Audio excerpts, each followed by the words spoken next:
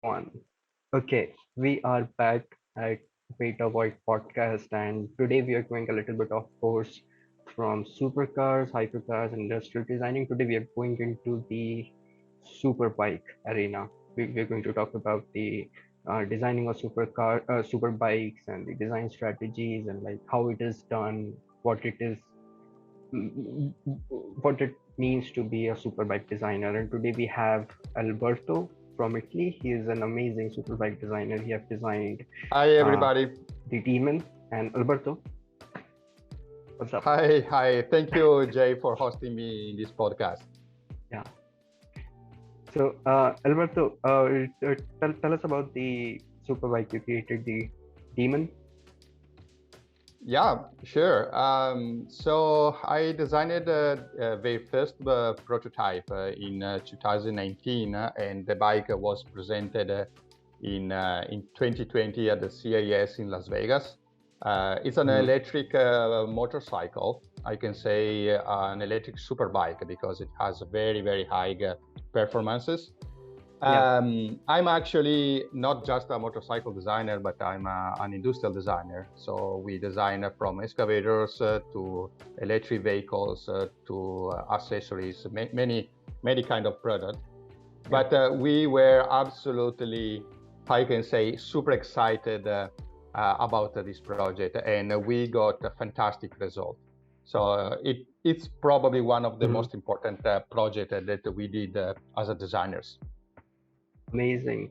I mean, the design of the demon, like it is amazing. It speaks at a very different level, especially the like the side view of the thing, the engine, the triangles that you guys did. So, how did you came up with the entire design, the concept of? So it's an interesting story, Jay, because Yeah, when we started the development of the demon, yeah, um, in the market there weren't a lot of electric superbike, yeah, and the other manufacturers were just trying to replicate a combustion engine motorcycle, but mm, with an electric powertrain. And I mean from a styling point of view. yeah, So as a designer, instead to just make another bike, yeah, but with an electric engine instead of a combustion engine, mm, we tried actually to develop a language, a specific language that can identify electric motorcycles.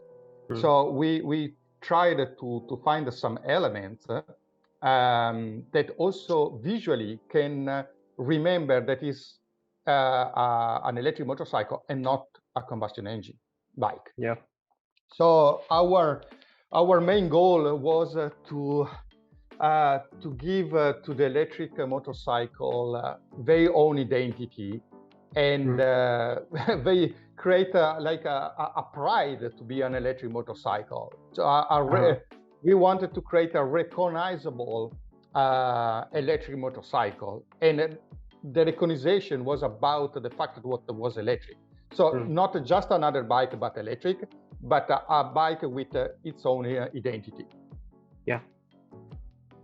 Nice, nice. And what were the parameters that you considered, like when you was trying building the design language for making this bike? What all things that you considered design wise? Yeah, that's a very good question.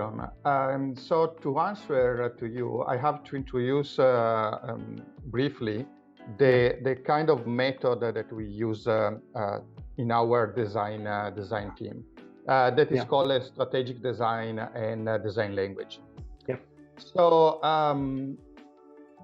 to talk about this kind of topic, we have to talk about aesthetics and what is really aesthetics.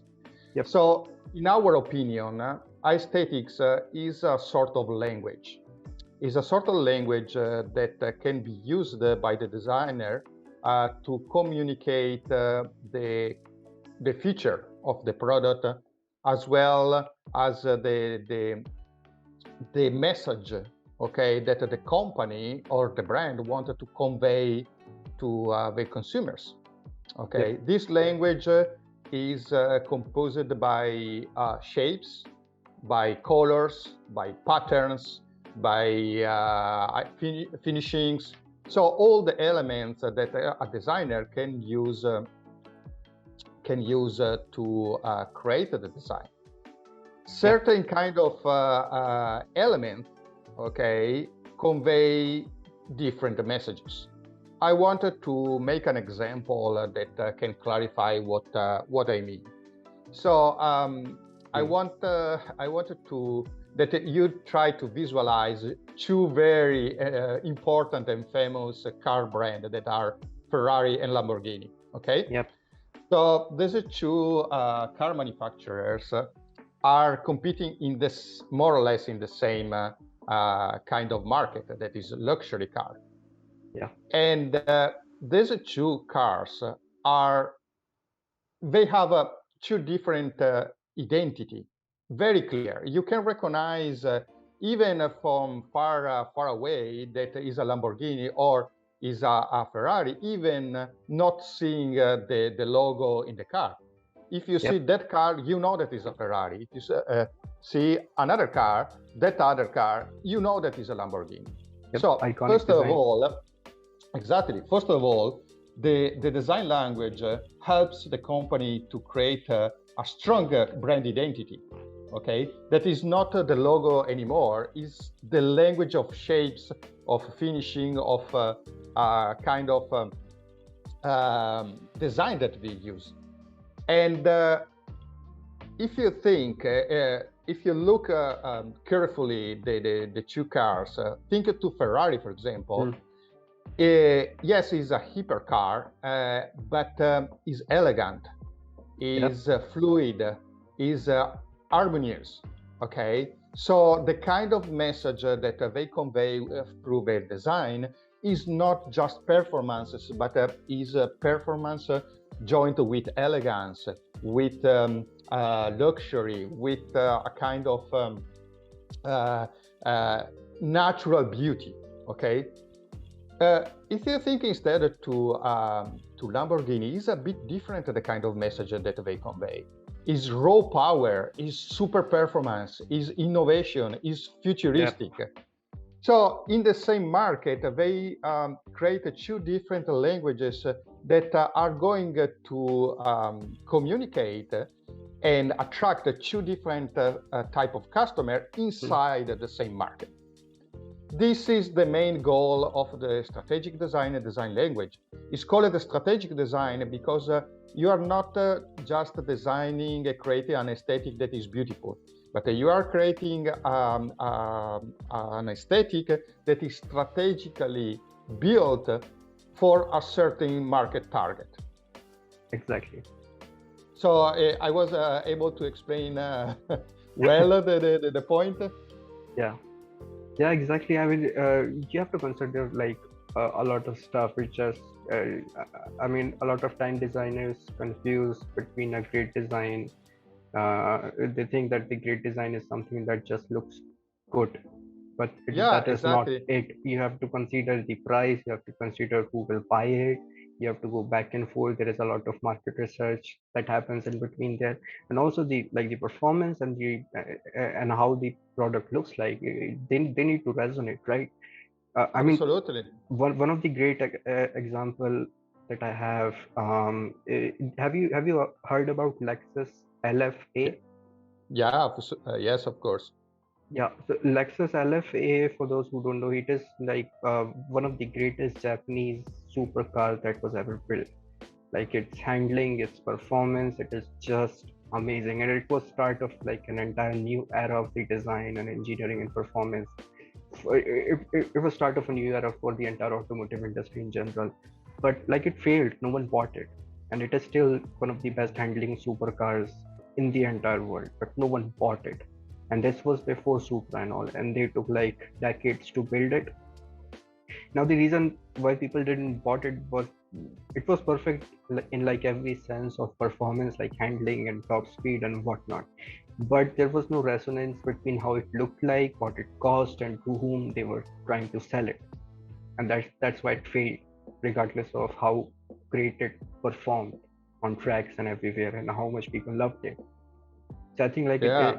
it is like a great big part of the entire design process to consider, like the resonance between the design and uh, how the vehicle will perform and who will buy it.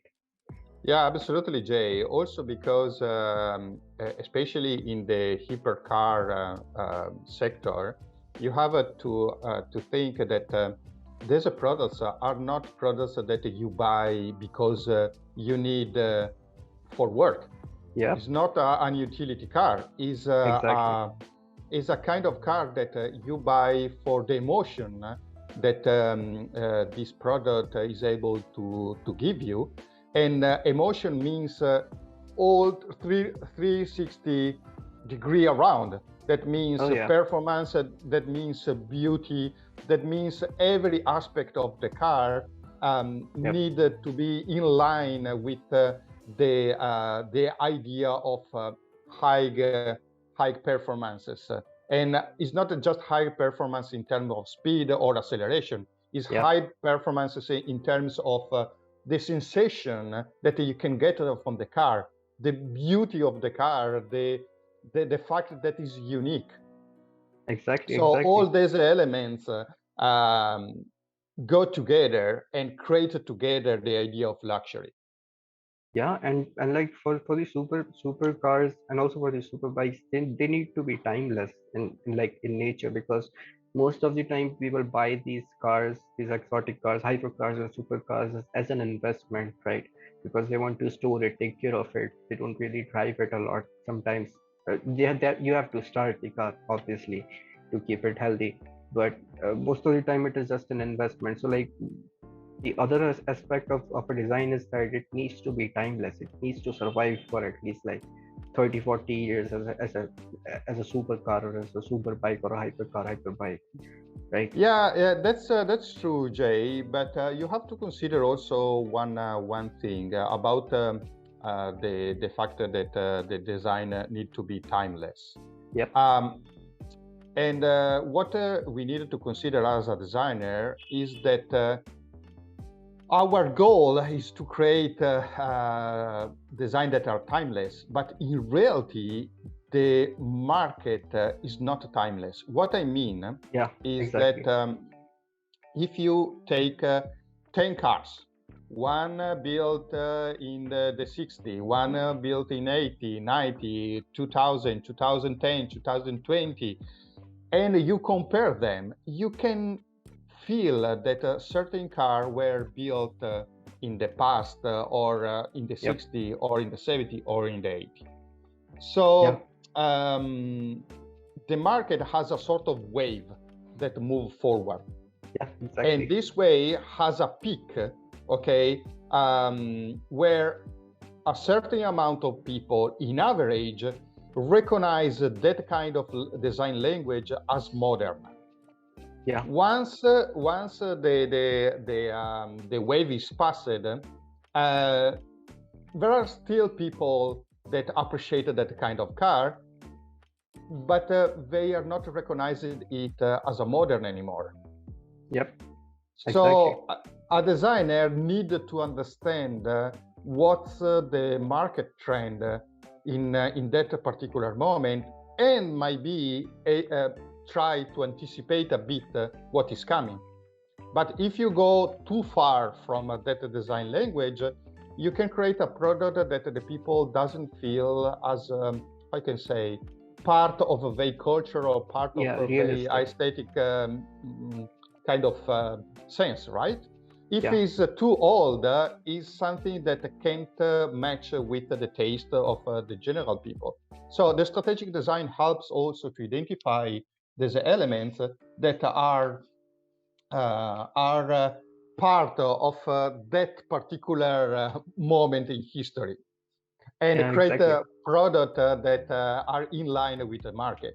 You have to think also that the companies right now invest millions and $1 million, especially the car manufacturers, in a new product. So if Yep. a new product is not good from an aesthetic point of view, it can cause millions of dollars losses. Yeah. So it's a very delicate point. Oh yeah, you have to go back and forth. You have to like make a concept and then you have to reveal it somewhere and then take like a public input and then go back and forth. Also, like for the timeless design, most of the time, like in the cars, car manufacturers tend to remove as much, modern tech as they possibly can. Like for the Bugatti, they don't have a lot of stuff. They just have like three knobs in for the infotainment unit. You can control volume and airflow and stuff like that. That is Yeah, it, right? So I mean, timeless design needs to survive. I mean, it can look old. Obviously, it will look old with time as the industry will grow and new stuff will come along. But the timeless design, when you will sit inside it, you will know that it is old, but it will still feel like original something. yeah, absolutely, absolutely. In fact, the trick is to create a design that has those elements that are always present in the idea of beauty and elegance of a car, and started to introduce some elements that instead are more innovative, but Mm. without creating crazy things. Uh, Yeah. often it's not necessary to be 10 steps ahead, okay, to be a winner in the market. It's enough to be one step ahead. Yeah. You need to really create like an iconic design, something which is simple enough that people think that wow, it is easy. I could have done that, but you didn't, right? So like the design needs to be iconic, needs to be elegant, it needs to be simple and identifiable. Like for instance, the Lamborghini, it is just two lines. One goes from front to all the way to back, and one is like horizontal line. That is it, and you can recognize the entire thing just based on that, and it is simple. So like that is like one of the biggest part for like designing a supercar or a hypercar. So for the bikes, how did you get started for designing the bikes? Um, when we started to design the bike, we tried to first. We did a very deep analysis about what kind of design language Mm, was currently used by the other motorcycle manufacturers. Okay, and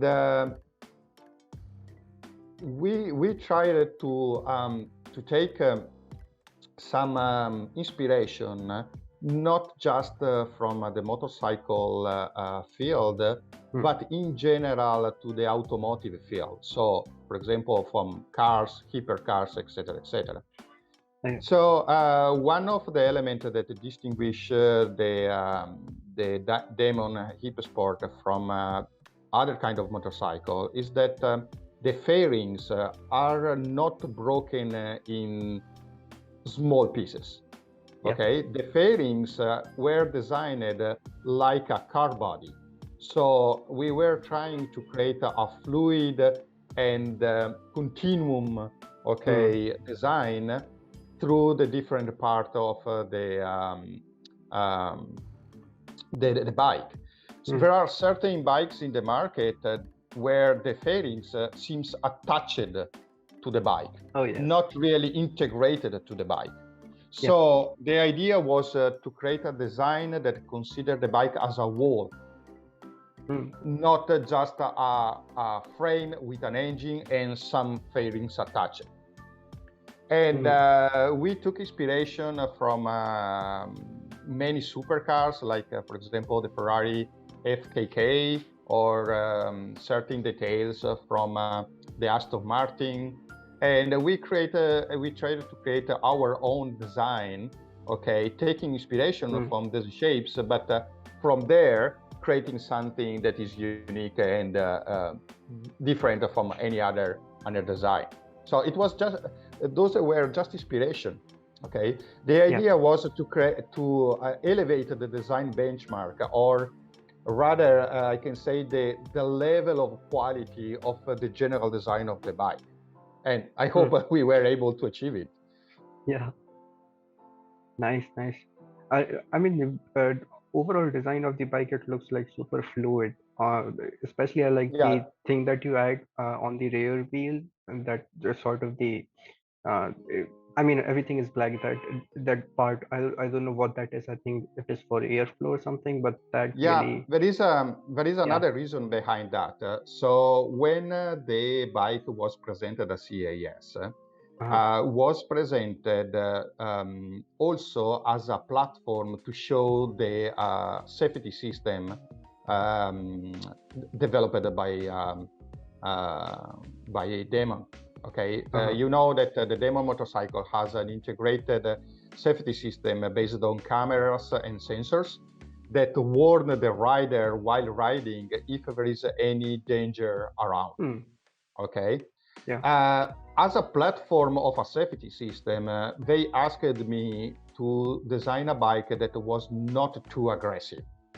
Okay, Yeah. but to design a bike that inspired, yes, speed, but at the same time control and safety.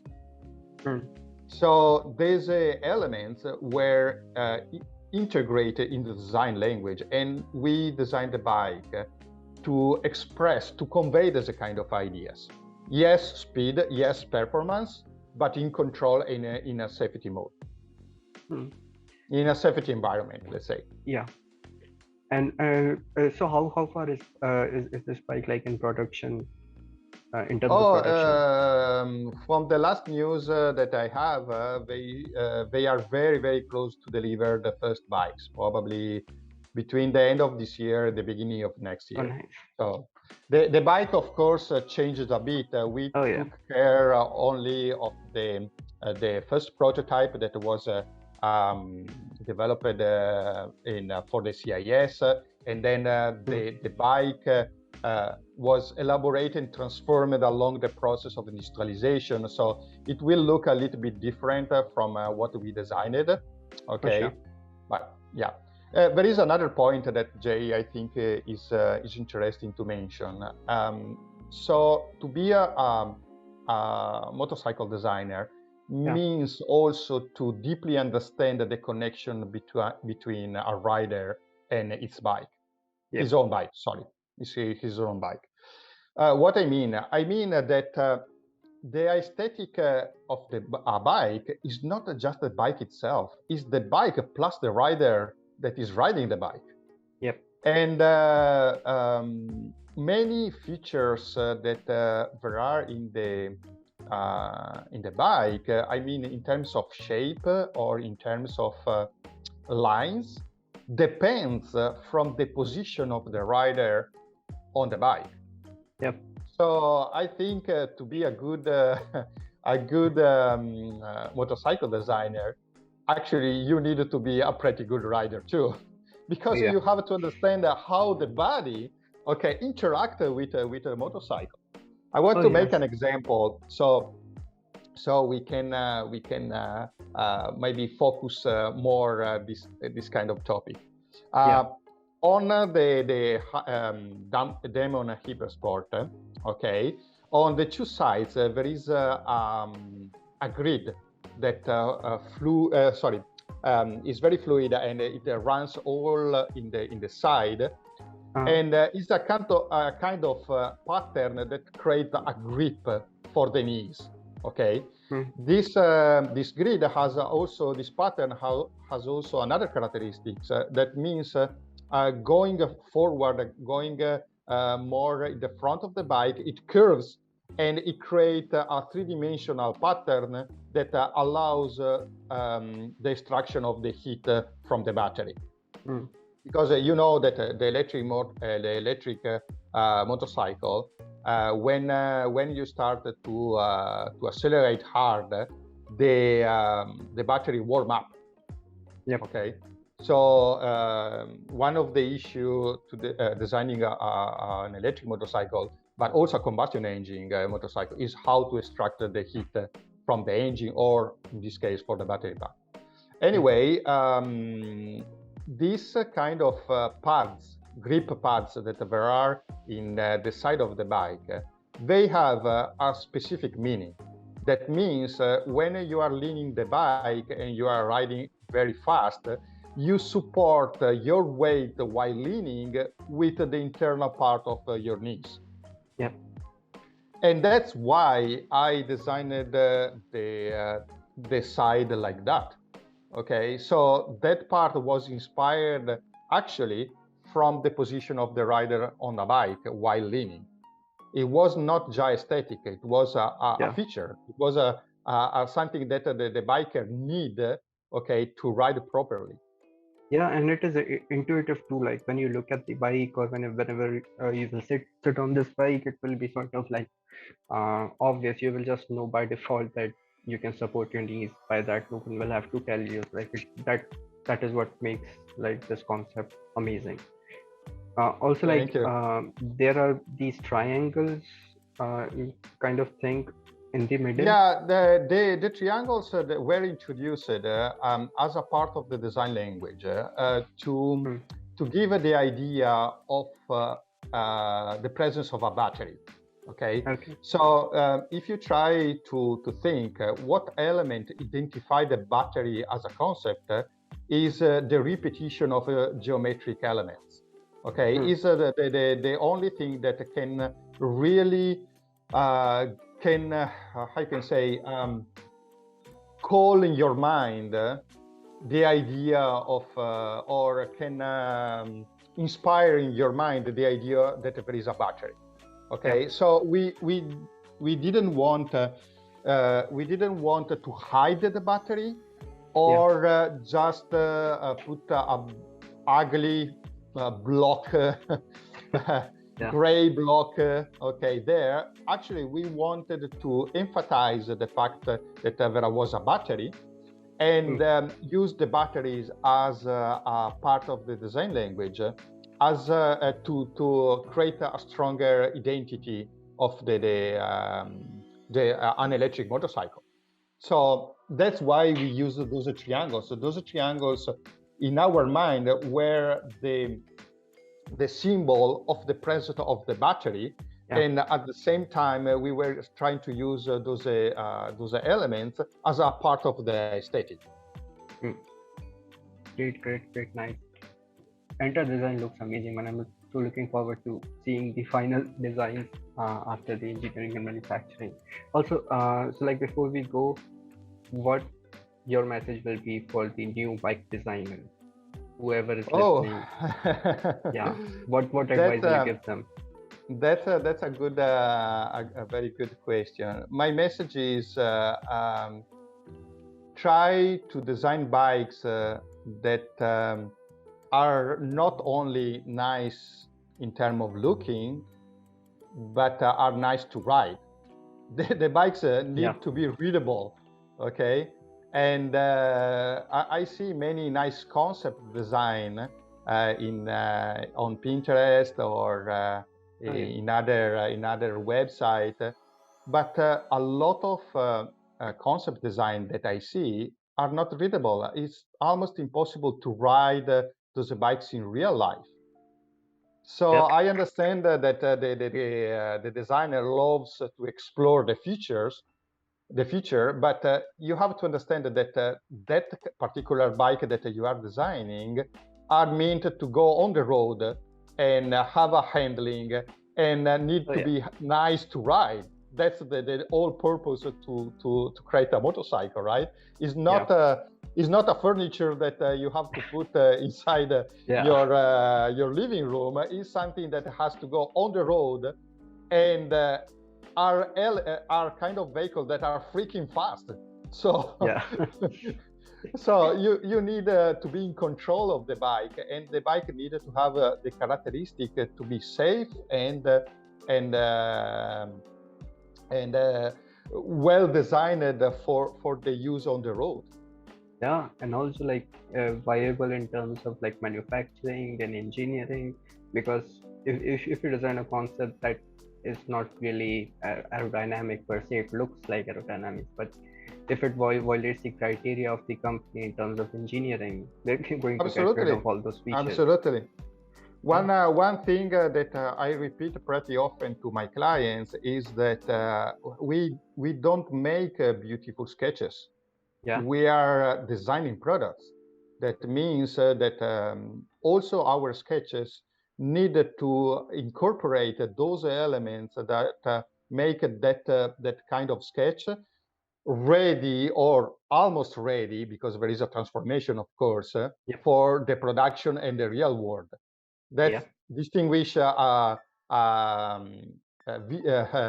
can say a visual artist from an industrial designer. Oh yes, for sure. Okay. Okay, Alberto. Thank you so much for Fantastic, coming on. Jay. There are a lot of Thank there you are very much for hosting me. for sure there are a lot of stuff that we can talk about maybe in next podcast whenever. So thank you so much for coming along for your time No problem. No and problem. Thank you to see you. you. Bye. Thank you, Jay. Bye bye, guys.